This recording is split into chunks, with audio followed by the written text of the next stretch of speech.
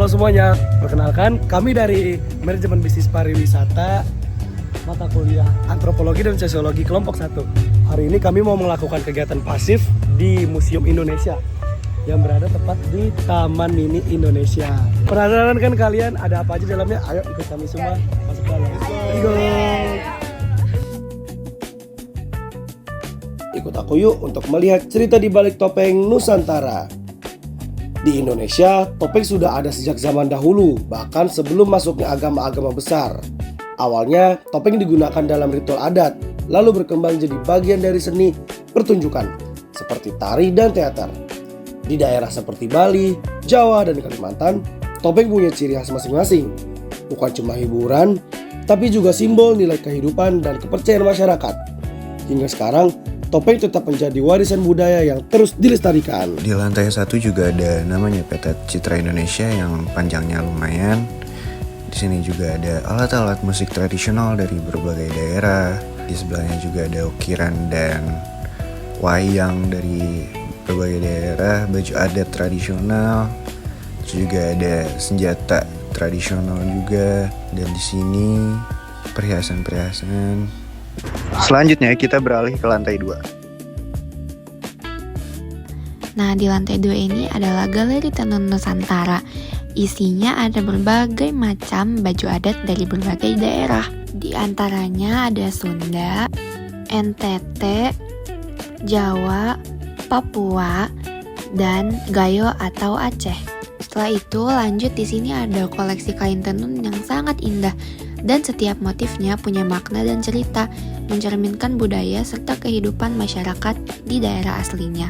Selanjutnya kita akan ke sebelah sana. Di sebelah kiri terdapat lebih banyak hasil tenun Nusantara seperti kain hinggi kombu, hinggi kawuru, dan hinggi pawudu. Masing-masing kain tersebut memiliki makna seperti kain hinggi kombu yang melambangkan keberanian, kekuatan, dan status sosial tinggi. Selanjutnya kita akan melihat alat tenun Nusantara serta motif kain tenun lainnya. Pada bagian ini terdapat alat tenun tradisional yang dikenal sebagai ATBM atau alat tenun bukan mesin.